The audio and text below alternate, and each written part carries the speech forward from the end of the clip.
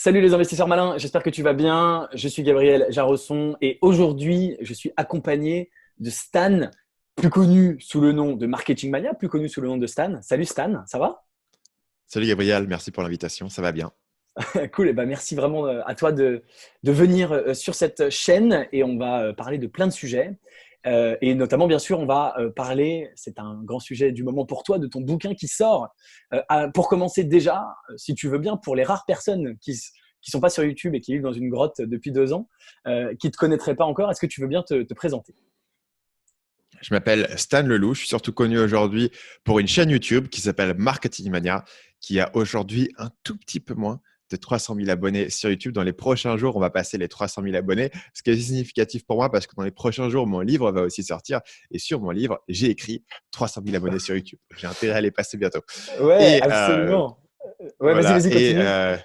Donc, Marketing Mania, c'est une chaîne qui parle, comme son nom l'indique, de marketing. Et mon grand pitch, si tu veux, dans le milieu du marketing, c'est de te dire, il y a beaucoup de gens qui veulent lancer une boîte et qui se demandent comment ils vont faire et qui veulent regarder à droite, à gauche des tactiques et ils entendent parler ici de la pub Instagram, ici des webinaires, ici de LinkedIn et ils ont comme ça tout un tas de tactiques. Mais si tu réfléchis fondamentalement à ce qui va faire le succès de ta boîte et l'essence du marketing, c'est pas les petites tactiques que tu vas utiliser pour trouver des prospects. Fondamentalement, c'est est-ce que ton message parle aux gens? Est-ce que ton message est persuasif? Parce que de base, tu n'as pas un message qui est persuasif et un produit qui est désirable par rapport aux besoins de ton client. Bah, quelles que soient, si tu veux, les tactiques et les webinaires que tu mets en surcouche, ça ne va pas suffire à le vendre. Donc, ce que je fais sur ma chaîne, c'est des analyses marketing en profondeur. Je vais prendre différents sujets dans plein de domaines différents pour comprendre quelles sont les stratégies marketing fondamentales qui font fonctionner ces projets et qu'est-ce que nous, on peut apprendre dans nos propres projets qu'on peut faire sur le marketing. Donc, aller au-delà, si tu veux, des tactiques de surface, aller plus en profondeur sur les aspects psychologiques pour comprendre comment à la fois mieux faire marcher nos projets et à la fois aussi avoir des idées plus originales. Parce que si tu copies ce que font tes concurrents, tu fais la même chose qu'eux. Donc, le site s'appelle marketingmania.fr et j'ai aussi un podcast qui s'appelle Marketing Mania sur lequel je fais des conversations avec des entrepreneurs pour comprendre un petit peu pareil la manière dont ils réfléchissent à leur business et la manière dont un entrepreneur, notamment sur le web, va aborder son business, sa carrière, son marketing, son évolution, etc. Trop cool. Excellent. Alors effectivement, j'étais sur ta chaîne YouTube à l'instant. Au moment où toi qui nous regardes, ça y est, Stan a sûrement passé les 300 000 parce que je crois que tu es à 299 000. Donc c'est vraiment… Ouais.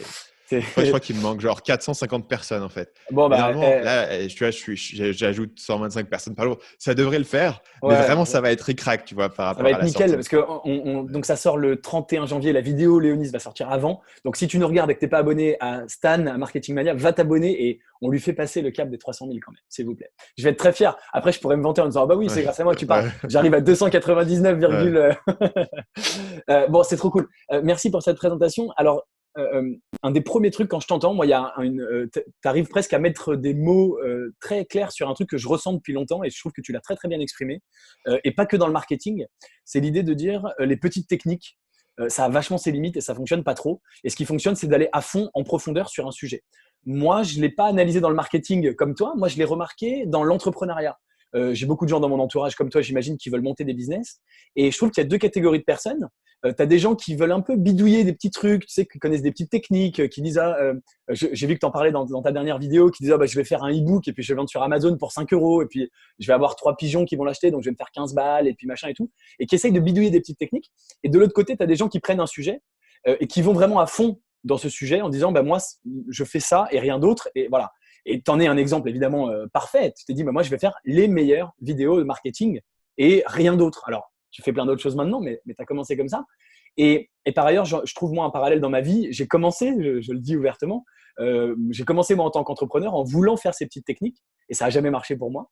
Et quand je me suis dit, bah, je vais faire un truc à fond, à savoir mon club d'investissement, et là, ça s'est mis à fonctionner. Est-ce que ce que tu as observé dans le marketing, tu l'as observé toi aussi dans l'entrepreneuriat? Et est-ce que tu penses que c'est un truc fondamental du succès? Est-ce que tu en parles dans ton bouquin ou pas? Je pense que c'est un élément fondamental. En fait, il y a un biais psychologique qui est à l'action, c'est-à-dire de dire je veux trouver une réponse évidente et directe à ma question. Et les gens veulent la réponse la plus directe. Et donc, du coup, les gens vont graviter vers le nouveau hack, la nouvelle technique, parce que voilà, c'est ce qui est le plus satisfaisant de voir immédiatement. Et même si tu penses à un nouveau domaine, je ne sais pas si demain je suis passionné par, je sais pas, la musculation. intuitivement, je me dis, OK, donne-moi le programme parfait de musculation qu'il faut faire et voilà. Et il y a un niveau où j'ai pas forcément envie de me plonger dans la complexité du truc. J'ai envie qu'on me donne la technique parfaite, toute faite, et que quelqu'un ait fait la décision à ma place et que j'ai pas besoin moi-même d'y réfléchir, tu vois. Donc, on a toujours tendance à graviter vers ces techniques de surface parce que c'est plus facile et parce que ça nous rassure. Et à partir du moment où tu commences à te plonger dans la complexité de l'entrepreneuriat ou dans la complexité du marketing et tu découvres qu'il n'y a pas une formule toute faite pour monter un business et faire 10 000 euros par mois en 90 jours, ce qui est ce que certaines personnes tu vois, peuvent te vendre et certaines personnes te diront qu'ils recherchent. Il y a des gens qui viennent te voir, ils font bonjour, je n'ai aucune compétence, je n'ai aucune expérience, mais dans 6 mois, je vais faire 15 000 euros par mois sans travailler. Ouais. Et tu es en mode, OK, mais il y a beaucoup de gens qui ont aussi un petit peu ce niveau de mentalité. Et en fait, je pense qu'on a presque tous ce niveau de mentalité en commençant et que c'est en prenant quelques claques, quelques murs dans la tête que tu commences à te dire, bon, il va falloir que j'apprenne et que je trouve une autre stratégie.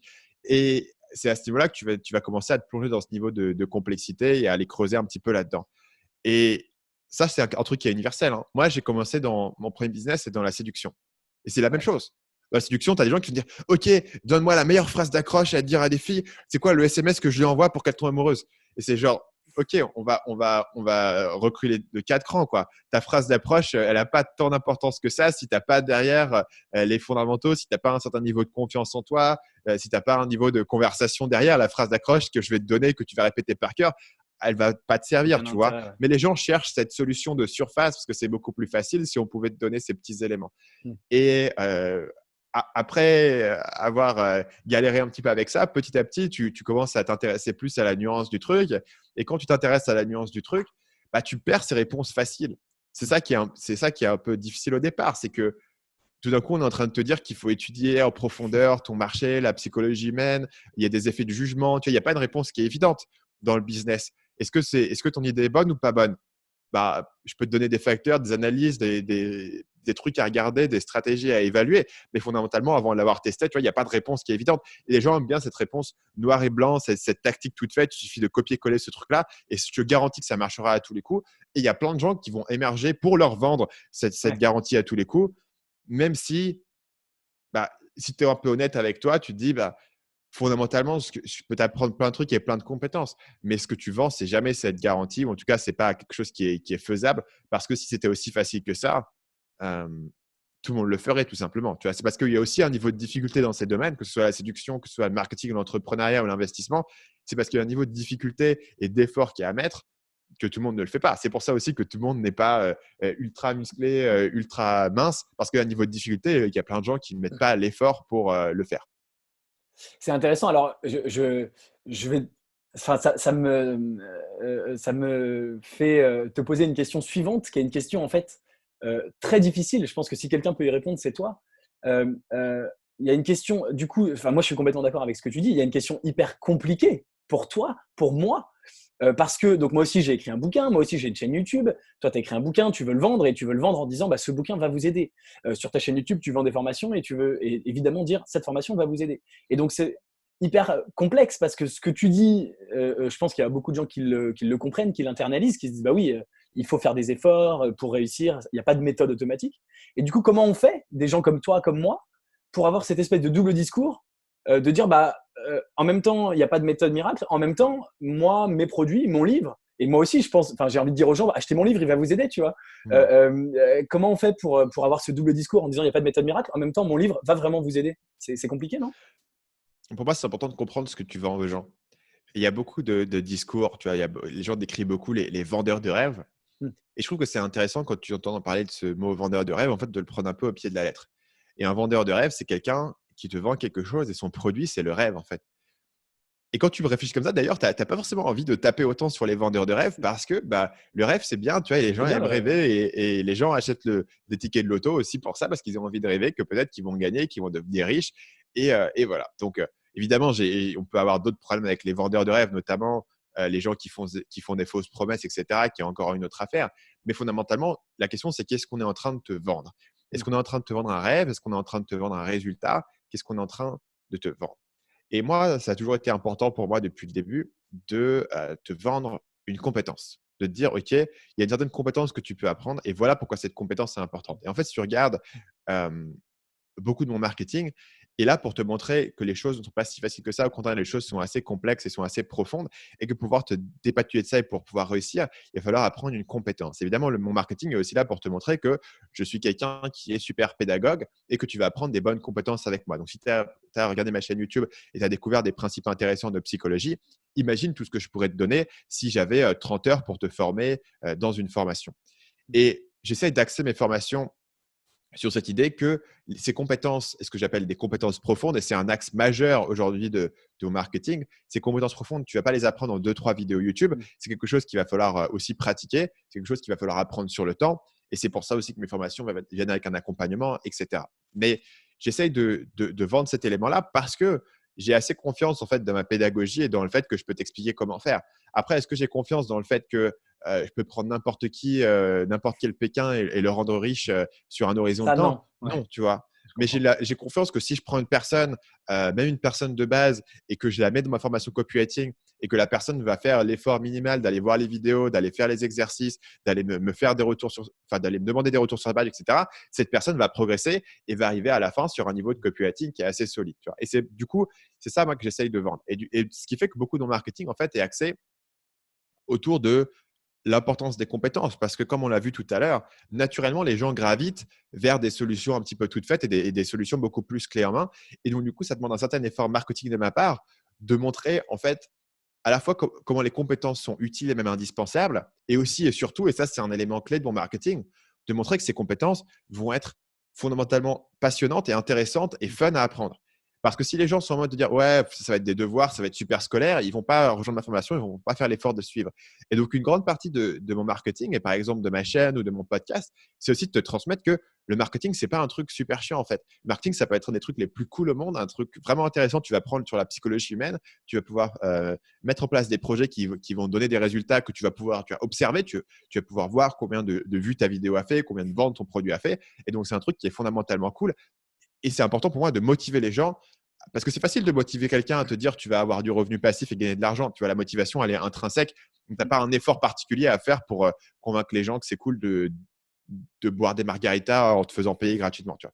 Mais c'est plus difficile en termes marketing de convaincre les gens que ça va être cool de passer 30 heures à apprendre le copywriting avec moi et qu'ils vont trouver ça vachement intéressant, que ça va être passionnant et puis qu'à la fin, ils vont retrouver avec une compétence qui va leur faire se sentir plus efficaces dans leur travail. Et meilleur, ouais, et les aider à progresser. Ok, non, mais je trouve que ta réponse est excellente. C'est-à-dire qu'effectivement, comme c'est difficile et qu'il n'y a pas de résultat gratuit, c'est une raison supplémentaire, raison de plus pour se former et pour apprendre. Et toi, ce que tu vends, c'est avant tout de la compétence et pas du résultat. Donc, je trouve que c'est une très bonne réponse. Euh, Justement, pour parler de marketing et pour parler de se former au marketing. Alors, si quelqu'un nous regarde et veut se former au marketing, évidemment, la première chose, c'est va voir la chaîne de Stan, évidemment. Et puis, deuxièmement, tu peux directement, comme ça, on fait ta pub et c'est très bien, acheter tes formations.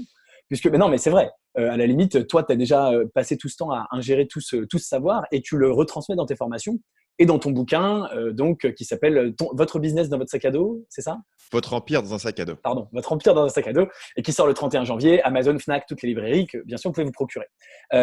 Mais la question que je voudrais te poser, c'est si quelqu'un nous regarde et donc soit il choisit l'option apprendre directement auprès des meilleurs, auprès de ta formation et de ton bouquin, mais qu'est-ce que tu pourrais lui donner comme conseil pour se former seul au marketing? Et la question de façon plus large, c'est finalement, toi, tu es autodidacte, tu es une référence aujourd'hui sur le marketing. Comment tu t'es formé, toi, au marketing?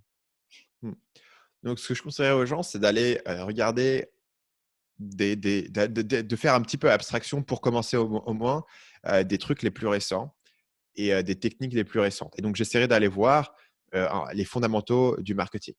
Et pour ça, il y a un livre, par exemple, que j'aime bien, qui s'appelle Influence et manipulation, qui est un livre qui a été écrit en 1984 par un professeur de psychologie et qui parle des éléments fondamentaux de la vente.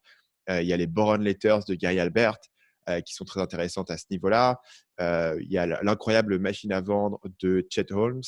Ce genre de livres qui sont des livres qui sont plus anciens, qui datent des années euh, 60, 80, 90 et qui vont réfléchir sur les fondamentaux du marketing, de la vente. Renseigne-toi un petit peu sur comment fonctionne la vente au porte-à-porte, comment fonctionne la vente par courrier postal, comment fonctionnent les pubs dans les magazines à l'époque. Tu vois, un petit peu plus des sources qui sont anciennes et des sources qui sont un peu plus fondamentales. Pourquoi? Parce que dans tout domaine, tu as Tu as les éléments qui sont fondamentaux et puis tu as les éléments qui sont plus spécifiques de technologie qui vont changer. Ces éléments de surface qui vont changer, ils peuvent avoir leur importance et je ne dis pas que tout ça ne sert à rien. Mais si tu commences par les éléments de surface, d'abord, ils vont changer rapidement. Donc, tu commences par la connaissance qui va se périmer le plus rapidement. Mais surtout, si tu ne comprends pas les fondamentaux qui sont en dessous, ça va être compliqué de construire quelque chose. Donc, je te donne un exemple. Tu t'intéresses à la pub Facebook. Tu peux commencer par regarder la nouvelle formation sur la pub Facebook ou les dernières tactiques, mais ce que tu vas apprendre, en fait, c'est les détails actuels de l'algorithme de Facebook. Mais en fait, dans ta pub Facebook, un des grands éléments qui va faire le succès ou l'échec de ta pub, c'est ta proposition de valeur. Comment est-ce qu'elle est rédigée? Comment est-ce que tu attaches l'attention des gens? Qu'est-ce que tu leur donnes après? Comment est-ce que tu les convertis, etc. Donc, c'est un élément beaucoup plus de persuasion et d'attention qui sont beaucoup plus fondamentaux et sur lesquels tu vas pouvoir construire ensuite les nouvelles tactiques. Et si demain, il y a une nouvelle plateforme marketing qui sort, voilà, il y aura des nouvelles tactiques qui vont venir, mais derrière, c'est toujours un être humain à qui il faut parler. Donc, j'essaierai d'aller vraiment me renseigner, avant de me renseigner sur les dernières tactiques marketing à la mode, me renseigner sur les fondamentaux du marketing, voir un petit peu les livres qui sont cités par tout le monde. Donc, il y a ceux que je t'ai donnés et puis on a un certain nombre d'autres qui peuvent être intéressants sur l'aspect psychologique, des choses qui sont un peu plus anciennes, des choses qui sont un peu plus fondamentales et commencer par passer au moins 3 à 6 mois à te renseigner sur ces éléments de base avant de te dire je veux trouver les dernières tactiques à la mode. Parce que tu peux ensuite tout mettre dans un contexte et te comprendre. Une fois que tu as appris les dernières tactiques Facebook pour générer du clic, tu peux comprendre comment est-ce que tu peux injecter ce que tu as appris sur la persuasion dans ces nouvelles tactiques. Et tu peux, du coup, être beaucoup plus autonome. Si aujourd'hui, je devais… Par exemple, je ne suis pas sur Instagram. Tu vois. Instagram, ça ne m'intéresse pas trop et ce n'est pas une plateforme que je connais Moi très non bien. plus. Mais si demain, je ne sais pas, pour une raison X ou Y, je décide qu'il faut absolument que je me mette sur Instagram et qu'il faut que je me lance sur Instagram. Il faudrait que j'apprenne les codes spécifiques à Instagram et ce qui fonctionne. Et ça, je pourrais l'observer chez différentes personnes, je pourrais analyser, je pourrais potentiellement suivre une formation de quelqu'un qui l'a fait. Mais 90% du job, ça serait d'avoir un message sur Instagram qui va capturer les gens et qui va les amener quelque part. Et, tu vois, et ça, c'est des éléments de psychologie qui sont fondamentaux que j'amène avec moi.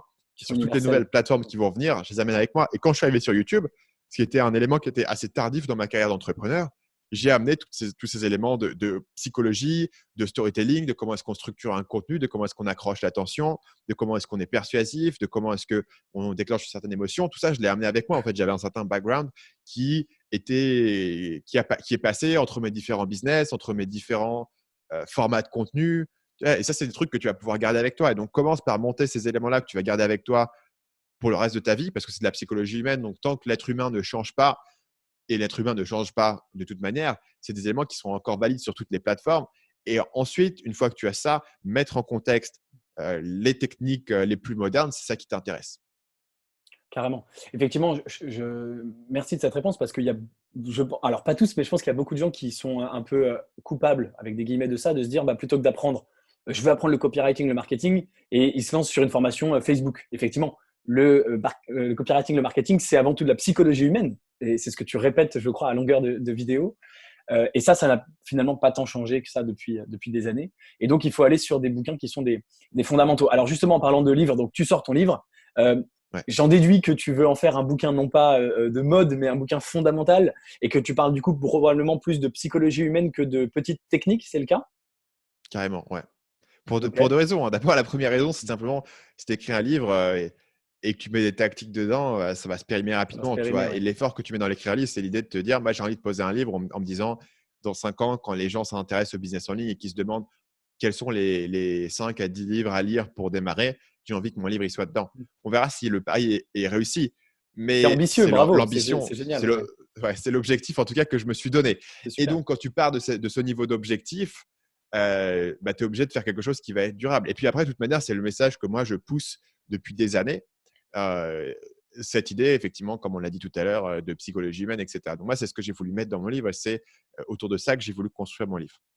C'est génial. Alors, pourquoi déjà, de base, pourquoi vouloir écrire un livre?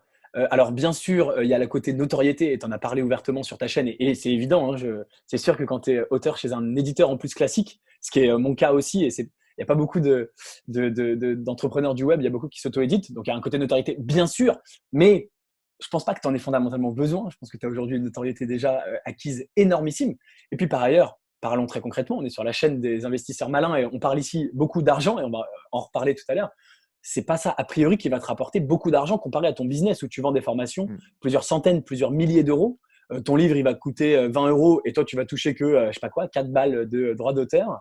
Donc, c'est clairement pas pour l'argent. C'est probablement pas pour la notoriété parce que tu l'as déjà, peut-être un peu. Pourquoi finalement écrire ce livre? Qu'est-ce qui t'a motivé à entreprendre ce projet? Donc, c'est un projet aussi, tu le mesures à l'échelle de 1 an ou même de 18 mois, où je pense qu'il a pas de sens d'un point de vue stratégique et d'un point de vue financier. Même d'un point de vue marketing, d'un point de vue notoriété, etc. Tout l'effort passé à écrire le livre, s'il avait été investi dans des vidéos, j'aurais pu générer beaucoup d'abonnés. Probablement. Donc, sur un horizon de court terme, il n'a pas de justification. Maintenant, ce qui se passe, c'est qu'avec le temps, je vois de plus en plus loin sur la manière dont je veux me positionner, la manière dont je veux exister. Et maintenant, quand j'allonge cette idée sur, tu vois, sur un horizon de 5 ans, mettons, ou de 3 ans même, on va dire que 3 ans, c'est suffisant pour réfléchir à la pertinence de ce projet. Maintenant, tu et allonges ça à un horizon de 3 ans. Dans le scénario A, j'ai pas fait de livre, donc je me suis juste contenté à faire des vidéos et à vendre des formations. Donc, j'ai boosté mon chiffre d'affaires de 2019 de potentiellement 30 à 40%, par exemple. Mm. Mais fondamentalement, voilà, je me retrouve avec une grosse chaîne YouTube, je me retrouve avec mes formations. La situation n'est pas fondamentalement différente dans 3 ans entre les deux. J'ai juste Ouais. boosté mon chiffre d'affaires sur 2019 de 30 à 50% parce que j'avais plus de temps pour faire des lancements et pour faire des vidéos. Maintenant, dans le scénario 2, dans 3 ans, j'ai un bouquin qui a été posé comme étant un des best-sellers de son domaine, qui est un des bouquins les plus connus en France sur l'entrepreneuriat web, qui est un des bouquins par lequel beaucoup de gens démarrent dans l'entrepreneuriat, que les gens peuvent découvrir en se baladant à la Fnac, dans la librairie. Et tout d'un coup, tu vois que ça commence à faire une différence. Ça commence à faire une différence en termes de levier, en termes de là où tu t'es posé, là où tu t'es positionné. C'est un bouquin qui a été publié sur un éditeur traditionnel, qui est publié chez Erol. D'un coup, ça t'ouvre des portes qui sont différentes. Absolument. Et ça te donne une nouvelle, si tu veux, dimension. Parce que entre avoir 300 000 abonnés sur YouTube et avoir 360 000 abonnés sur YouTube, ce que j'aurais peut-être si j'avais fait plus de vidéos cette année, il n'y a pas de différence entre les deux.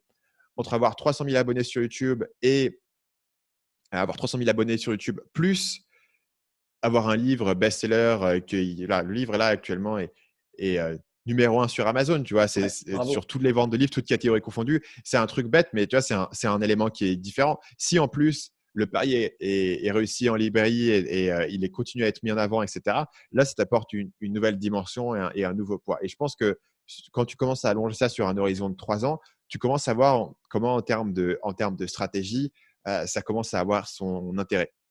Mais je pense que ce pari, tu vois, peut être allongé. Par exemple, quand tu commences à faire des vidéos YouTube, tu peux dire, ouais, si j'avais pas fait de vidéo YouTube à la place, j'avais été consultant et j'avais continué à prendre plus de clients.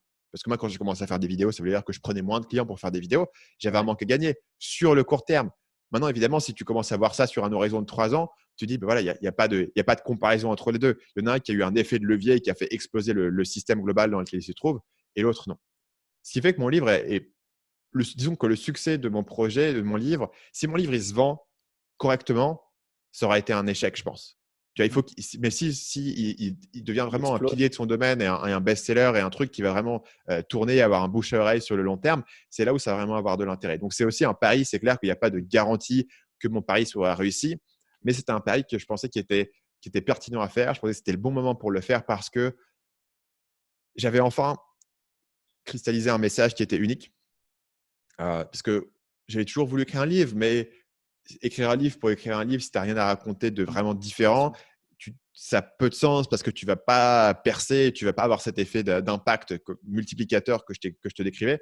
Et donc, avec le temps, j'ai vraiment pu comprendre ce qui intéressait les gens chez moi et ce que je savais faire et la manière dont je pouvais expliquer ces concepts de psychologie. Parce que parler de psychologie humaine, c'est cool, mais il faut comprendre aussi comment est-ce que tu l'apportes. Et j'ai compris la formule pour l'apporter grâce à mes vidéos. C'est l'avantage de faire du contenu sur Internet. C'est que tu itères ton contenu et que tu comprends ce qui fonctionne, ce qui intéresse plus les gens, ce qui intéresse moins les gens. Et j'ai distillé tout ça dans un livre. Donc, pour toutes ces raisons, je pensais que c'était le bon moment pour le faire. Je pensais que ça pouvait avoir un impact multiplicateur sur la suite de mon business. Et c'est pour ça que j'ai passé essentiellement une moitié de mon année 2019, moitié de mon temps quasiment, à faire ce livre. C'est énorme hein, comme investissement, bravo évidemment. Et c'est vrai qu'écrire, enfin, je suis pas, étant passé par là, voilà, c'est vrai que c'est assez violent comme process. Donc je comprends et évidemment, ça me surprend pas venant de toi. Je comprends que c'est un pari, que c'est un pari d'entrepreneur, que c'est un risque que tu prends et que ça marchera ou ça marchera pas. Effectivement, enfin, on est tous passés par là. Créer sa chaîne YouTube, c'est d'une certaine façon un pari sur l'avenir. Donc je comprends tout à fait. Tu t'es fixé, j'imagine, un objectif probablement ultra élevé de vente pour la première année. Tu peux nous le partager? Ouais, j'avais pour objectif de faire 20 000 ventes sur la D'accord. première année, Ok. ce qui est élevé. Très Euh, élevé, puisqu'à partir de 10 000, tu es considéré comme best-seller. Et je crois qu'il y a moins d'1% des livres déjà qui arrivent à 10 000. Donc toi, tu veux aller à 20 000. Et je ne sais pas si tu as les chiffres d'Olivier Roland. Alors, ça fait combien de temps que son bouquin est sorti? Ça doit faire 3 4 ans. Et il me semble qu'il en a vendu 80 000. Et effectivement, c'est devenu un vrai, en plusieurs années, hein, mais c'est devenu un vrai, comme toi tu espères le faire, un classique du genre, mis ouais, en carrément. avant pendant Ouais. des années et des années sur le long terme, etc. C'est assez impressionnant. Mais j'espère que tu viendras, que tu le rejoindras. Et évidemment, je te souhaite beaucoup, beaucoup de succès dans ce lancement et j'espère que cette vidéo participera évidemment à faire connaître le bouquin. Euh, alors, puisque tu le sais, on est sur la chaîne des investisseurs malins, on parle ici, nous, d'investissement, on parle essentiellement d'investissement dans les startups. Je voudrais profiter de cette interview unique, de t'avoir avec nous, pour te poser la question un peu différemment sur le marketing. Tu es donc l'expert du marketing.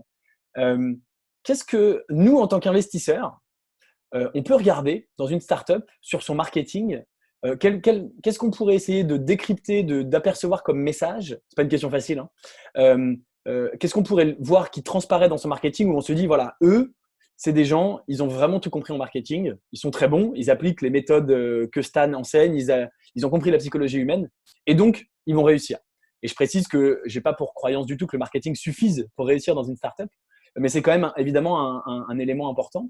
Et voilà, est-ce que tu aurais des espèces de petites choses qu'on pourrait observer, toi, en tant que pro du marketing, mais dans des startups, qui pourraient nous laisser envisager qu'elles vont peut-être réussir mieux que les autres? Je sais pas Hmm. si c'est. Je pense que c'est pas facile comme question. Mais... Moi, ce que je cherche à regarder chez les gens qui débutent, c'est les gens qui ont vraiment une compréhension profonde de leur marché. Parce que Mhm. beaucoup de gens, de leurs clients, tu vois, de la psychologie. Et je ne parle pas de marché sur le terme de quelles sont les conclusions de ça. Je parle vraiment de la psychologie du client et de qui est le client et de qu'est-ce qui le motive.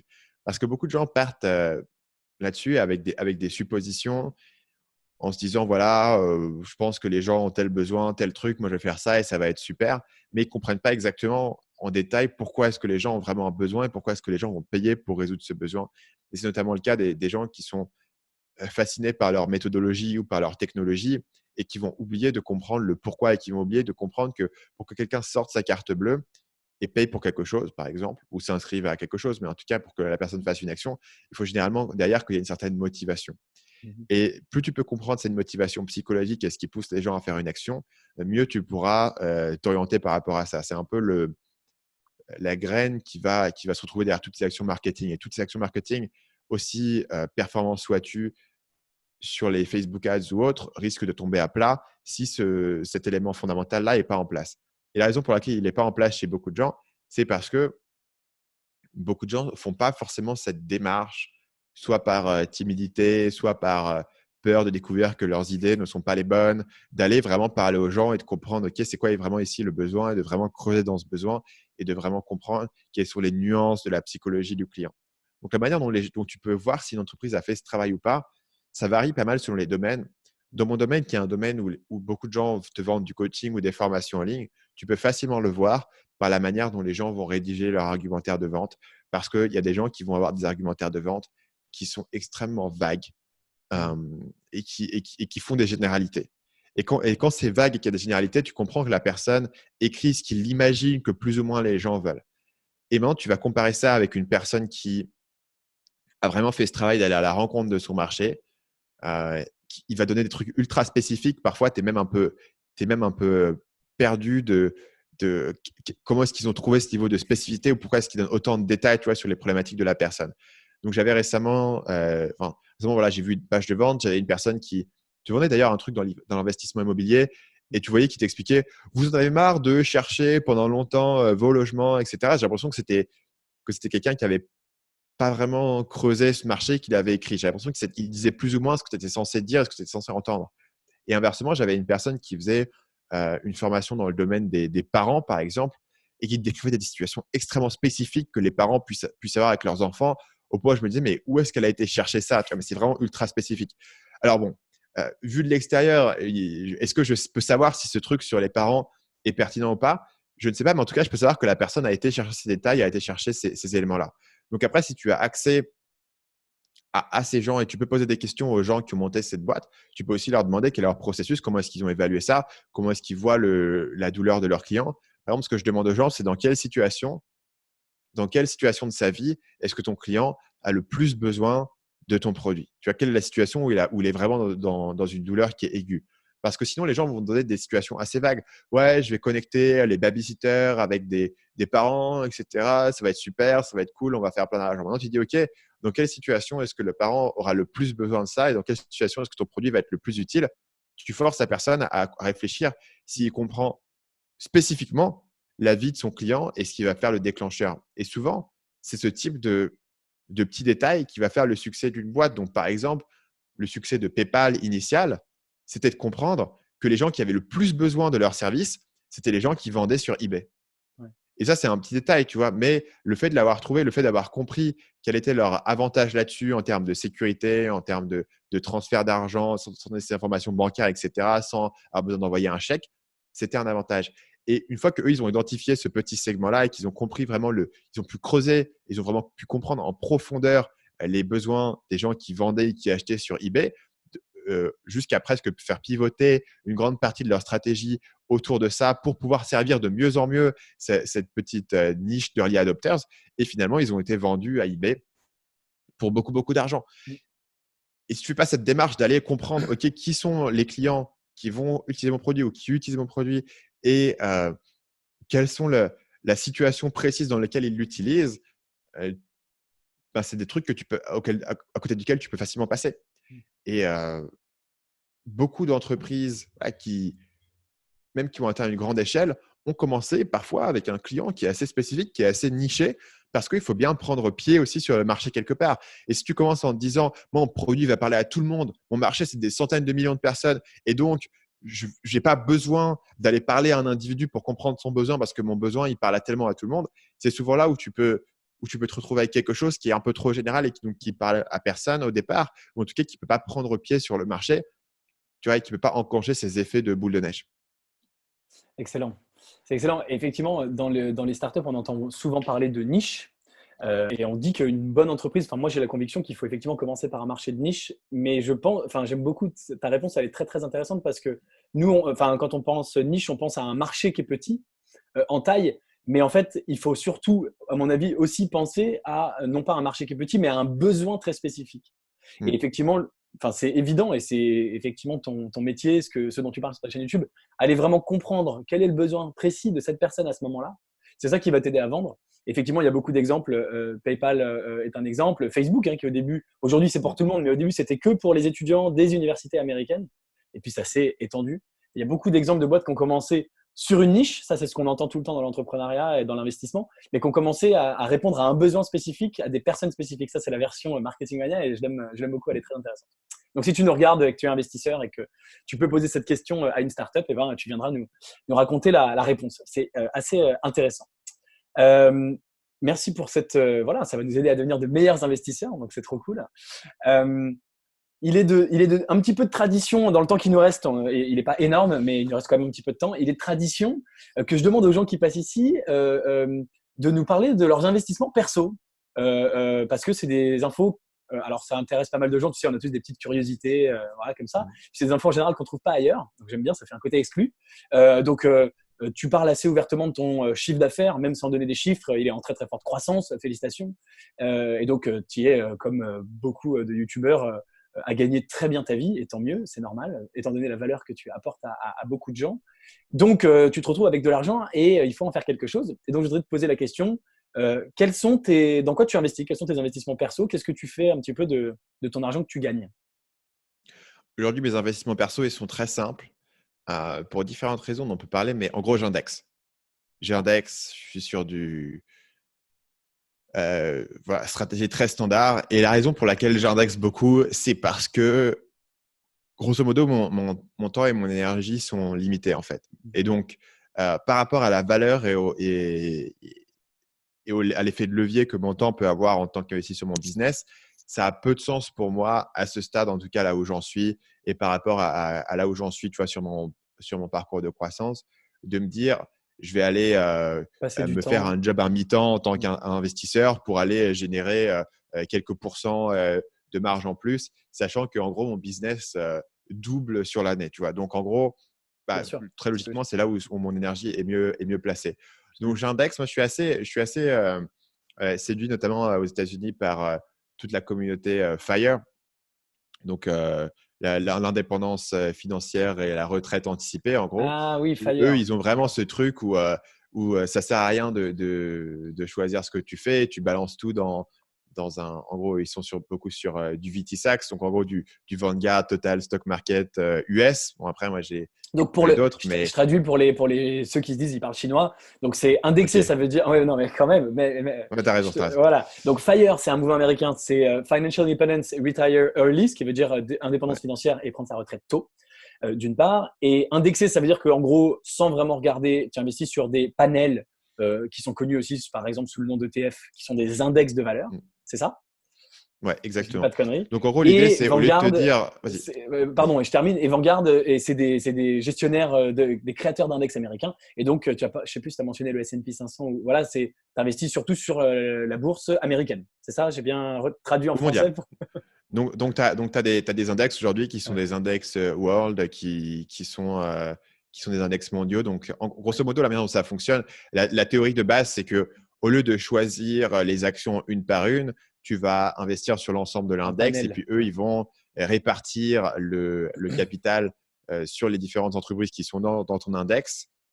Donc, par exemple, si c'est le S&P 500, c'est les 500 plus grosses boîtes, c'est l'équivalent du CAC 40 américain. Ils vont répartir leur capital selon le poids sur ces différents éléments. Donc, l'élément qui est séduisant ici, c'est que ça diminue très largement en fait la complexité des choix que tu dois faire, tout en ayant voilà, Un bon une rendement, certaine normalement. performance, Ouais. ouais, un bon rendement sur le long terme. Et ça te permet en gros, ça te protège contre le fait de te dire, je suis un génie, je vais analyser moi-même les trucs et je vais trouver. Tu vois, c'est l'idée de comprendre où est-ce que tu as un avantage et où est-ce que tu n'en as pas. Aujourd'hui, ici, je considère que je n'ai pas forcément un avantage qui est énorme. Même si j'ai certaines frustrations par rapport à cette manière de faire, qui sont les suivantes, qui sont que du coup, j'investis là où j'ai pas vraiment d'avantage. Ce qui pourrait être intéressant dans ma situation, ce serait d'investir euh, dans des business web, quoi. Là où j'ai un avantage, là où j'ai une Ah oui. connaissance, et là où je pourrais avoir une rentabilité et avoir un edge et avoir voilà, des rendements qui seraient largement supérieurs à ce que je peux obtenir sur en fait un placement qui est accessible à absolument n'importe qui. C'est extrêmement simple d'indexer sur des ETF, c'est accessible à n'importe qui. Donc, j'ai aucun avantage et je suis un peu de l'argent totalement passif, totalement Mhm, dumb. Tu vois. bien sûr. Donc, pourquoi est-ce qu'aujourd'hui, je ne vais pas, tu vois, aller investir? Encore une fois, c'est cette question de temps et de répartition des ressources, même si je pense qu'il y aurait il y aurait une bien meilleure rentabilité à avoir. À terme, c'est dans cette direction-là que j'aimerais me déplacer. Alors, je ne pense pas être à un point où je serais capable de déployer l'ensemble de ce que je génère dans ce type d'investissement, mais je pense que ça pourrait être intéressant d'en avoir une partie, d'avoir un équilibre entre les deux, peut-être d'avoir 20% de l'argent qui part dans des investissements. Je connais beaucoup de gens maintenant qui font ça, qui vont racheter des sites web, qui vont retaper le marketing et qui vont les revendre pour deux fois le prix un an plus tard, ou qui vont les garder, qui vont avoir un portfolio et qui vont les faire tourner. C'est de plus en plus des business models qui sont viables et tu peux le faire, notamment si tu arrives avec une équipe marketing, avec une compétence marketing.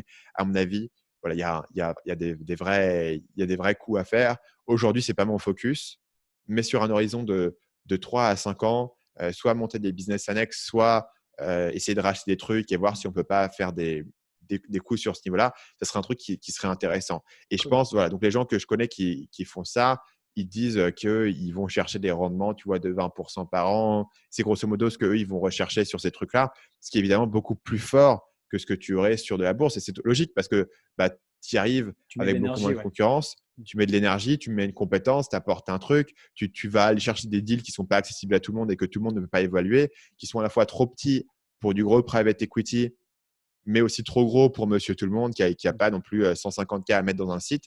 Voilà. Donc, c'est à terme, tu vois, intellectuellement, c'est ça qui m'intéresserait. Aujourd'hui, Super. je suis sur une stratégie beaucoup, beaucoup plus simple d'index où, voilà, du coup, bah, je prends l'argent que j'ai envie de mettre. J'achète l'index. Et puis, en ce moment, ça a beaucoup monté. 2019, ça a été une très bonne année pour ce type de stratégie. Sur le long terme, ça fluctue forcément, mais tu as une bonne idée sur le long terme de quel est ton niveau de risque et quel est ton niveau de rendement potentiel. Parce que comme c'est autant diversifié, c'est assez lissé sur l'ensemble des, euh, des actions, en l'occurrence, que tu vas te retrouver à acheter.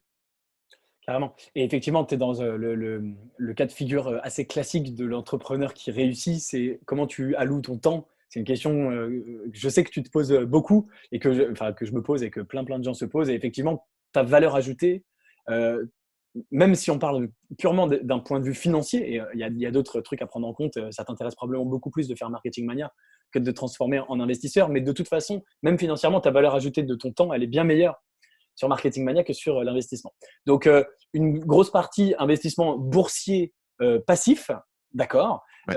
top, effectivement, et c'est pratique. C'est un truc assez safe, assez rentable et où il n'y a pas besoin de passer de temps. C'est quand même assez génial. Par ailleurs, j'ai exactement la même stratégie que toi là-dessus.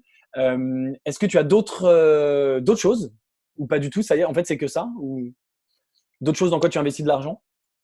C'est le principal élément. Je dois dire que j'ai un certain intérêt pour l'immobilier, mais c'est difficilement compatible avec mon mode de vie.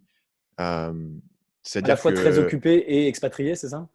ouais, et c'est-à-dire que, enfin, jamais de la vie, tu vois, je mettrais ça en France parce que j'ai pas envie d'être en France et tu vois, d'un point de vue administratif, ça devient extrêmement compliqué quand tu es à l'étranger et sur tous ces aspects-là. Donc, ça serait pas une bonne idée. Donc, d'un coup, tu te retrouves à dire, OK, moi, j'habite en Thaïlande actuellement. Acheter en Thaïlande, ouais, mais d'un coup, enfin, tu vois, acheter un appartement, c'est déjà compliqué. Si en plus tu parles pas la langue, les Ouais, avocats, les trucs, les risques, tu vois, géopolitiques ou autres politiques. Enfin, il y a un milliard de trucs. Si tu pars de tu, Thaïlande, il faudra Ouais, tu sortir voudrais l'argent pour le pas. vendre. Ouais, tu voudrais pas Tu vois, c'est acheter aux, beaucoup. aux États-Unis, tu vois, par exemple, c'est ni la France ni la Thaïlande, et puis c'est Ouais. stable et tu parles la Ouais, langue et je mais sais pas. il reste au fait que euh, voilà la mission d'aller acheter aux États-Unis. Tu vois, encore une Ouais. fois, on revient sur cet aspect de Du temps que tu voilà, passes, ouais. du temps que j'ai pas, c'est du temps que j'ai envie d'y mettre. Alors les États-Unis, ouais, mais les États-Unis, c'est aussi un système fiscal, c'est l'enfer. Donc si tu achètes Différent, ouais. un appart là-bas et que tu récupères des trucs, bah, il va te falloir un comptable aux États-Unis pour te Ouais. sortir des trucs à l'ARS. Enfin, dans tous les cas, tu vois, c'est beaucoup de Galère. complications pour le faire. Donc même si l'immobilier, c'est un aspect séduisant qui est de te dire euh, voilà, c'est un truc que tu peux toucher, c'est un truc dans lequel tu peux habiter, c'est un truc qui est un peu solide. Et moi, je regarde différents trucs d'immobilier, notamment en Philippines, parce que j'ai de la famille là-bas, etc. Et j'ai des trucs que je regarde. Honnêtement, j'en suis à un point où je me dis, ça se trouve, je le ferai peut-être dans 5 ans, tu vois. Donc, Quand tu c'est un auras truc plus qui de m'intéresse temps. fondamentalement. Ouais, ouais. Voilà. Et je pense que si j'étais en France et que c'était dans un truc, et puis en France, il y a aussi des avantages, je pense, à s'intéresser à l'immobilier. Je pense que c'est aussi assez favorisé par certains Bien sûr. cadre, c'est pas un truc sur lequel je suis expert, mais tu vois, je pense que je m'y intéresserai. Mais par la manière dont je vis, il y a une barrière supplémentaire et une galère supplémentaire à le faire et des complexités supplémentaires en termes de différents pays, de, de transverse. Donc voilà, ça ne m'intéresse pas. Et encore une fois, je suis assez intéressé par des stratégies qui sont euh, extrêmement simple à mettre en place. Même si l'immobilier, ça peut être passif, forcément, tu as, Faut s'en occuper. un temps de setup et il faut quand même s'en occuper au départ.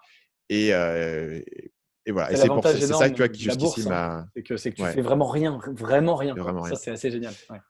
Et si en plus tu fais un truc d'index, tu n'as même pas besoin non plus vraiment d'y réfléchir ou de réfléchir. Et tu ne prends pas un risque particulier qui est concentré. Tu prends un risque qui est diversifié sur un certain nombre de choses. Voilà, si tu achètes un appart quelque part ou une maison ou un immeuble, bah, il faut quand même que tu. C'est à toi de faire un peu le travail, de comprendre si c'est un bon plan, si c'est un mauvais plan, etc. Tu vois. Et plus tu t'éloignes de la zone que tu connais, où tu habites, où tu as passé du temps, plus ces éléments-là, ils vont te prendre du temps à comprendre. Donc, je sais que si je m'y mettais et que je faisais vraiment l'effort, il y a plein de trucs qui seraient accessibles. La question que je me pose aujourd'hui, c'est est-ce que j'ai l'envie, le temps et l'intérêt de le faire? Bien sûr. Probablement pas. Mais je pense que c'est quelque chose aussi qui va changer au fil du temps. Si tu y réfléchis, tu vois, et tu te dis que euh, voilà, tu as un patrimoine qui est X et tu as une rentabilité de base qui est Y, mais tu peux avoir plus 5% si tu t'y mettais à fond. Bah, plus ton patrimoine de base grossit, plus Ouais. ça a de sens. Tu vois, ça a peu de sens de micromanager tes trucs si tu as investi 1 200 euros. Par contre, si tu as investi 120 millions, forcément, tu vois, tu as une rentabilité qui est énorme et forcément, tu peux avoir accès à un niveau de service. Donc, je pense aussi qu'au fil du temps, euh, la bascule va se faire. Tu vois, si par exemple, un jour, on est sur une situation, Marketing Mania est arrivé à une vitesse de croisière plus ou moins où il a atteint un peu sa maturité et où moi, j'ai libéré du temps et je me dis qu'est-ce que je vais faire après. Et je me dis, j'ai envie d'aller un peu jouer, mettre des chèques à droite à gauche et racheter des trucs et investir dans des trucs parce que c'est aussi un projet qui va me faire kiffer à ce moment-là. À un moment où ma boîte centrale est arrivée à une maturité, Ouais. je peux assez bien voir comment je me prendrai à ce jeu. Par contre, le truc de me dire, OK, je suis sur une pente qui est très raide en termes de chiffre d'affaires, en termes de Ouais. potentiel, en termes d'activité, c'est pas le moment où j'ai envie en fait de mettre mon attention autre part. Donc, je pense qu'il y a aussi un effet de timing qui va jouer là-dessus. Même si tu vois, ce côté d'investissement, j'ai un intérêt et je lis pas mal de choses dans le domaine, etc. Mais il y a une grande différence, comme on le sait tous, entre lire des choses dans le domaine et s'y intéresser et concrètement faire les choses. Tu vois, je peux m'intéresser vite fait au truc. Si je voulais concrètement faire les choses et faire ces investissements, il faudrait que je m'y mette à fond, que je rentre dans l'aspect légal du truc, des contrats, est-ce que tu peux acheter en Thaïlande, comment tu loues, etc. Tu vois. Donc, c'est beaucoup plus facile de s'y intéresser. Et donc, intellectuellement, moi, j'ai un vrai intérêt pour toutes ces questions-là, mais stratégiquement, euh, j'y vois pas encore de priorité. Bien sûr. On en revient, je pense vraiment au coût d'opportunité et je suis sûr que tu mesures ce coût d'opportunité très régulièrement. Ouais, De où tu alloues carrément. ton temps. Moi aussi, il y a beaucoup de choses que maintenant je refuse en disant bah, ma priorité, c'est de bosser sur développer son business parce que c'est effectivement là qu'on a la plus forte valeur ajoutée. Donc c'est assez logique. Trop cool. Parlant d'investissement, merci de nous avoir partagé ça, évidemment, c'est cool et c'est toujours intéressant. Enfin, voilà, en fait, vraiment, tout le monde a une stratégie différente. Donc moi, Mm. j'aime bien découvrir ça. Euh, quel serait selon toi, toujours en termes d'investissement, quel serait selon toi le meilleur investissement que tu as fait de ta vie?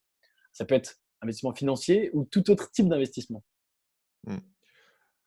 Pour moi, probablement, le meilleur investissement, c'est d'aller en Asie pour la première fois D'accord. et de me connecter avec cette communauté d'entrepreneurs. Donc, j'ai pris un billet aller simple pour aller à Ho Chi Minh Ville, où j'ai vécu En quelle année? pour pas cher. C'était en 2014. D'accord. Ça fait un Euh, moment.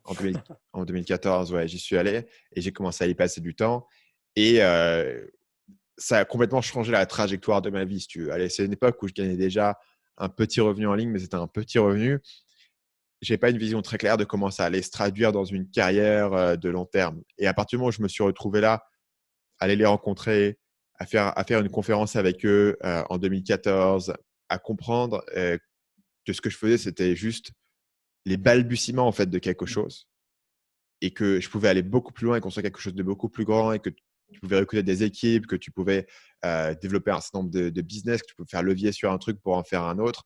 Ça a été un impact énorme. Donc, c'est un investissement dans ma communauté, aussi dans ma connaissance, mais aussi dans mon environnement, de me sortir d'un environnement qui était pas un environnement qui était particulièrement un environnement de business ou de personnes qui faisaient ça et de me plonger à fond dedans. Et pour le coup, d'un billet d'avion aller simple et de 6 mois au coût de la vie au Vietnam et du billet pour aller à la conférence à Bangkok que j'avais faite, j'ai complètement changé en fait la trajectoire du reste de ma vie. C'est marrant. Oui, donc, et qu'effectivement, tu dis 6 mois à Ho Chi Minh à coût de 200 euros par mois, ça n'a pas dû te coûter très cher. C'est pas un investissement important. Ouais, c'est pas 200, mais je pense que tu vois, tu vivais pour 1 000 euros tranquille. Ouais, comme Euh, un pacha probablement. Surtout en Pas comme un 2014. pacha, mais voilà, tu Ouais, étais posé, quoi. Tu étais tu peux confortable pas. et personne ne t'embête. Et tu as, ton truc, tu as ton temps qui est libre, quoi. Tu as tes journées 24 heures pour bosser sur ton projet. Ça, Ouais. c'est un truc qui est énorme. Et alors, effectivement, à Paris, pour 1000 euros, tu n'avais même pas payé ton loyer. Moi, j'habite à Paris, comme tu sais Ouais. peut-être. Euh, tu es convaincu, apparemment, dans ta réponse, mais j'aimerais comprendre pourquoi. Tu penses que tu n'aurais pas pu faire ça, en fait, en restant en France? Par exemple, en imaginant que tu aies rencontré les mêmes personnes, mais que ça a été en France et pas en Asie, tu penses que ça aurait été différent? Bah, le truc, c'est qu'en France, je les aurais pas rencontrés parce Hmm. que euh, en France, tu essaies d'avoir accès à ces entrepreneurs qui sont un peu de haut niveau. Si tu es personne, tu as T'arrives du mal à pas. rencontrer des gens parce qu'ils sont très demandés et ils n'ont pas envie de rencontrer n'importe qui. Maintenant, tu débarques au Vietnam pour les rencontrer.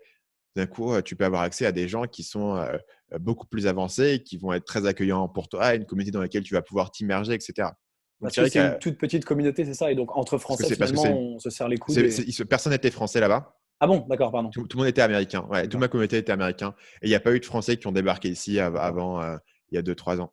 À cette époque, il y avait que des Américains et des Anglais, etc. Surtout. Mais j'avais été connecté avec eux à travers un forum, à travers des amis en commun. Et, et voilà, et du coup, les gens te prenaient beaucoup plus. Ce n'était pas une fonction nécessairement de la ville en tant que telle, mais c'était une fonction de pouvoir être immergé dans un truc, en fait. Et Dans si cette j'avais pu en communauté. France trouver un truc où, je sais pas, quelqu'un dans un village avait décidé de monter une espèce de commune d'entrepreneurs où il y avait 50 entrepreneurs qui habitaient là, et que j'avais pu m'immerger là-dedans et passer 2 ans là-dedans avec des gens que je vois au petit déjeuner, que je vois le midi, je suis dans le coworking, le soir, il y a des trucs, on sort tous ensemble, on va dîner ensemble, et que ça a m'immerger complètement dans cette communauté pendant 2 ans, ou que ça soit, je pense que ça aurait fait une grande différence. Mais tu vois, à cette époque-là, c'était quand même un risque de me dire qu'au lieu d'aller faire mes études et d'aller faire C'est mon clair. école de commerce, j'allais aller faire ça. C'est clair. Mais moi, j'y voyais presque un embranchement potentiel. Tu vois, et c'est un peu comme s'il y avait 2 chemins potentiels et une voie potentielle dans laquelle je pouvais m'engager. Et le fait de m'être engagé dans cette voie et d'avoir passé le temps d'aller faire ce truc. Et c'est une période, en fait, où, en gros, c'est la période où mon business a commencé vraiment à prendre et a commencé à générer de plus en plus de chiffres d'affaires. Là où avant ça, j'avais quelque chose qui générait un petit peu suffisamment pour vivre, Mais mais moi. je n'avais pas vraiment de vision de ce que ça pouvait devenir. Tu vois, et tout d'un coup, j'ai compris que c'était qu'un business et jusqu'où est-ce que ça pouvait aller. Et du coup, ça a changé complètement ma mentalité et ce qui était possible. Et aussi, ça m'a donné C'était la première fois où je bossais vraiment tout le temps, tout le temps, tout le temps sur mon business. Alors qu'avant, j'étais toujours à contrebalancer ça avec des cours, avec des stages, avec des machins. Et tout d'un coup, j'étais là en immersion à plein temps. Tu vois, c'était aussi un grand facteur. Immersion à la fois sociale et à la fois temporelle, où tu n'avais pas d'autres contraintes. Excellent. Ah, c'est un truc que je connais bien parce que j'ai aussi tout plaqué pour partir vivre en Asie du jour au lendemain. Pas au même endroit que toi, j'étais à Shanghai. Je suis resté 2 ans, mais ça m'a aussi beaucoup apporté. Donc, quand tu dis ça, voilà, mais moi, j'ai pas eu la chance de trouver cette communauté et ça m'a pas fait décoller business. Mais ça m'a apporté Mm. quand même, et en business aussi, même si le décollage est venu un peu après quand je suis rentré en France. Mais oui, toi, tu n'es jamais rentré. Donc, c'est assez marrant. Euh, et alors, toujours, donc merci pour ces, enfin voilà, intéressant de se dire, beaucoup de gens, tu vois, vont répondre, j'ai investi en moi-même. D'une certaine façon, c'est ce que tu dis, mais toi, c'est vraiment, ça s'est manifesté par un départ et une communauté, et c'est hyper important. Pareil, si tu nous regardes encore, ça fait presque 1 heure qu'on est un peu moins, qu'on discute. Si tu nous regardes encore, déjà, c'est-à-dire que tu es motivé. Et donc, peut-être que dans ta vie, un élément qui peut t'aider à changer complètement, ça peut être de partir quelque part ailleurs. Et tu sais, les gens ont un peu peur, hein. Il y a quand même pas beaucoup de gens qui lâchent tout et qui partent habiter, prennent un billet aller simple. Ça fait vachement peur. Ou peut-être que, et c'est le plus important, ce qui a le plus d'impact sur toi, Stan, c'est de rejoindre une communauté. Et il n'y a pas forcément besoin de voyager. Bien sûr, voyager peut être un élément. Peut-être autour de toi, il y a peut-être des communautés. Et effectivement, on est la moyenne des 5 personnes avec qui on passe le plus de temps. C'est un truc assez classique dit et répété. Mais la preuve, c'est que toi, tu dis que c'est probablement un des trucs qui t'a le plus apporté dans ta vie. Donc, c'est toujours chouette de te l'entendre redire. Et ça fait le lien parfait avec ma question suivante, qui sera la dernière, puisque ça y est, le temps tourne. Si tu avais 1000 euros et que tu repartais de zéro, donc bien sûr, tu as toutes tes connaissances, mais pas de chaîne YouTube, pas de livre, pas de rien, et que tu avais 1000 euros dans ta poche, qu'est-ce que tu ferais? Et j'essaie de te poser cette question pour que les gens qui nous écoutent puissent avoir un peu un espèce de plan d'action en disant bah, si moi j'ai envie de faire comme Stan, je vais faire comme ça. Mm. Donc, ce que j'essaierai de faire, c'est de trouver un certain service que je peux offrir pour des entreprises et notamment cibler les PME qui sont de bonne taille. Donc, aujourd'hui, on ne se rend pas compte, mais que la PME moyenne qui fait entre 20, enfin, qui fait, on va dire, 20 millions d'euros de chiffre d'affaires annuel a une sophistication marketing sur certains aspects du marketing web qui est inférieure à l'infopreneur moyen qui fait 100 000 euros. C'est-à-dire que l'infopreneur moyen qui fait 100 000 euros, il a un autorépondeur, il a du copywriting, il a du retargeting. Tu peux aller voir beaucoup de ces PME et le copywriting, ils en ont jamais fait, ils ont personne qui le fait. Et moi, j'ai beaucoup de gens qui me contactent. C'est des boîtes qui sont assez grosses, qui ont vu mes vidéos sur YouTube et qui me disent tiens, ça nous intéresse. Tu veux pas nous faire un stage ou un machin, nous expliquer comment faire? Parce que nous, voilà, on a 5 personnes dans le département marketing, mais on a personne qui sait faire du copywriting, de l'emailing, on ne sait pas quoi en faire. On a 1 million d'emails, on ne sait pas quoi en faire, C'est etc. Tu dingue, vois. Et le il y, a rêve. il y a des gaps de connaissances Ouais. quand tu penses que la personne moyenne qui a même pas un business, à la limite, qui regarde quelques youtubeurs a plus de connaissances Ouais. théoriques sur les tactiques que ces PME. Et donc, il y a un gap énorme. Évidemment, si toi, tu peux euh, Mhm. arriver vers ces PME, ce qui est intéressant, c'est que tu as aussi un impact qui est énorme. Parce que plus leur chiffre d'affaires de base est important, plus tu as un levier qui fait que l'aide que tu vas leur apporter peut avoir de la valeur. Donc, j'essaierai de trouver un service de ce type-là. Je pense que intuitivement, je graviterai vers de l'email marketing parce que je pense que l'email marketing, ça a l'avantage d'être relativement facile à mesurer. Ça a l'avantage d'être quelque chose que je maîtrise bien. C'est aussi quelque chose que je pense que beaucoup de boîtes n'utilisent pas à leur pleine mesure et qui ils ont souvent pourtant des listes email où ils ont souvent une base. Donc, tu peux avoir un effet de levier et un impact qui est assez facilement mesurable. Et je pense que c'est quelque chose que tu pourrais aller vendre et pouvoir démontrer un retour sur investissement là-dessus. Donc là, la Génial. difficulté, c'est quoi? La difficulté, c'est de comprendre le besoin de ces gens-là, de comment leur parler, de comment te positionner par rapport à eux. C'est pour ça que beaucoup de gens ciblent en fait les entrepreneurs. Ils font du service pour les entrepreneurs qui ont forcément le plus de budget, etc. Mais parce que c'est ce qui leur semble le plus accessible. Et je pense qu'ici, c'est l'effort, mais c'est ce que j'ai sur la startup. C'est l'effort d'aller comprendre un marché, d'aller comprendre un besoin, d'aller comprendre comment le marché réfléchit à ce besoin. Comment est-ce qu'aujourd'hui, le marketing manager de 45 ans qui travaille dans une PME réfléchit à son email marketing? Comment est-ce que je peux lui parler? Comment est-ce que je peux parler son langage? Est-ce que je peux lui montrer la valeur de ce que je lui propose? Comment est-ce que je peux lui faire une offre qu'il ne peut pas refuser? Donc, un projet test, un truc qu'on va tester sur une semaine. Comment est-ce que je peux structurer ça de manière à minimiser ce risque de carrière vis-à-vis de son boss, etc. Comprendre les anxiétés et le blocage que lui il peut avoir.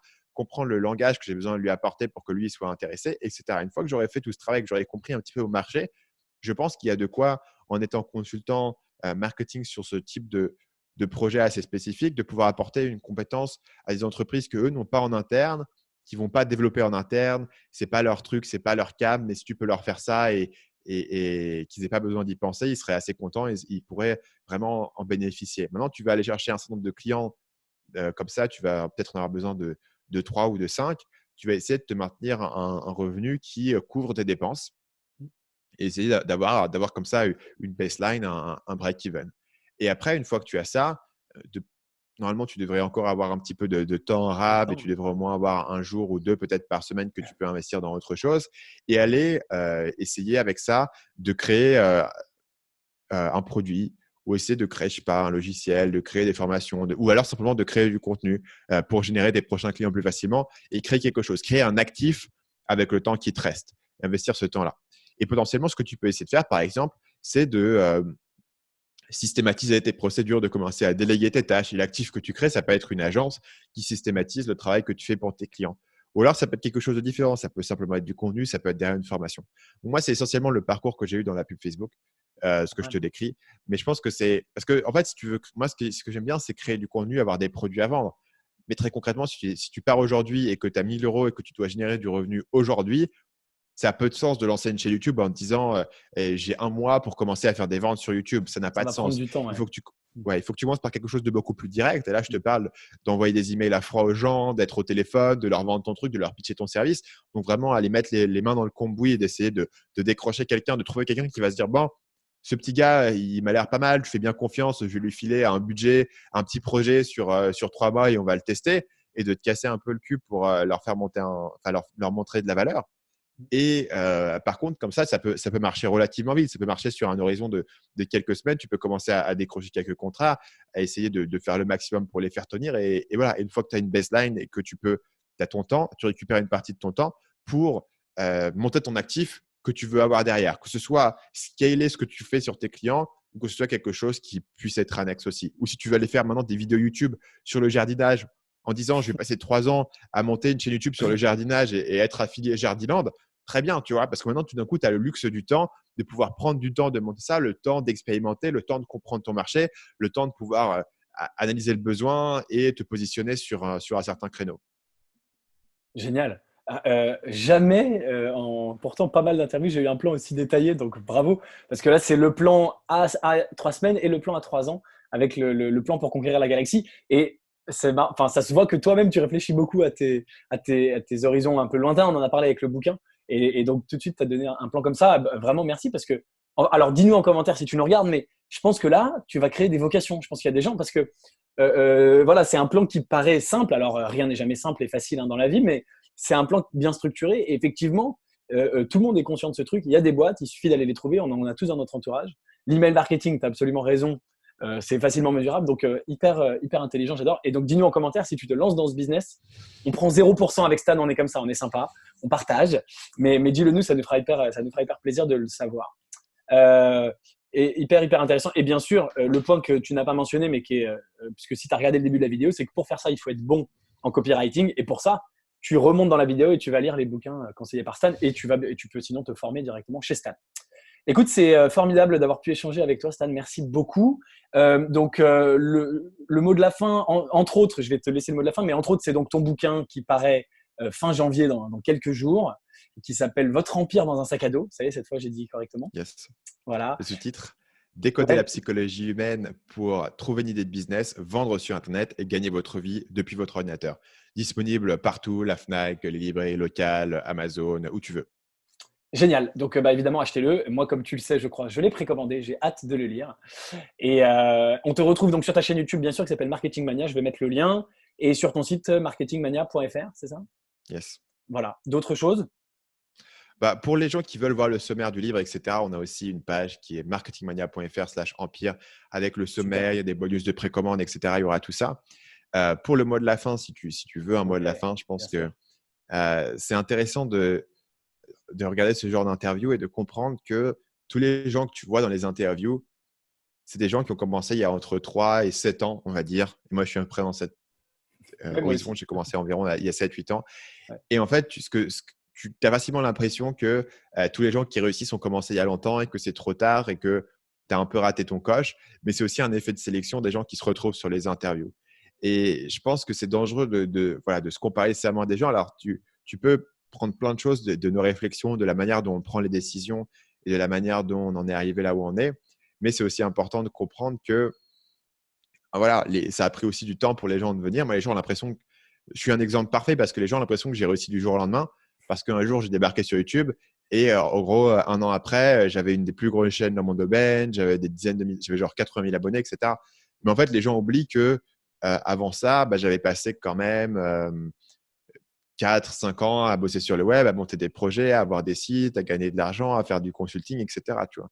Et que donc, le process prend un certain temps et que c'est normal aussi. C'est normal aussi et que c'est dangereux de se comparer aux autres et de se dire tiens, machin est à tel endroit, machin gagne tant d'argent. Parce que tu ne sais pas forcément tout ce qui se passe derrière et tout ce qui a été acquis en amont pour amener ça. Il y a des gens qui lancent un business et qui ont des super compétences qui ont été acquises sur des projets principaux ou sur un job et du coup qui vont monter beaucoup plus vite. Alors que quand tu commences ton business, si tu n'as pas encore toutes ces compétences, eh bien, tu dois les acquérir sur le tas et forcément, ça prend du temps. Mais je pense que c'est dangereux de se dire ok, tout est bouché. Moi, quand j'ai commencé en 2012, tout le monde se disait déjà c'était bouché parce que, encore une fois, les gens qui étaient sur les podcasts en 2012, c'est des gens qui avaient commencé en 2007 et qui faisaient des sites de niche, etc. Une stratégie qui effectivement commençait à être bouchée en 2012, mais ça ne voulait pas dire qu'il n'y allait pas avoir d'autres choses, d'autres opportunités qui allaient apparaître. Et donc, voilà, le biais de sélection ici, il faut y faire attention. Et il faut réfléchir par rapport aux opportunités qui sont en face de toi. Je vois aucune raison de penser que en 2012, on t'a dit que c'était bouché. En 2014, on t'a dit que c'était bouché.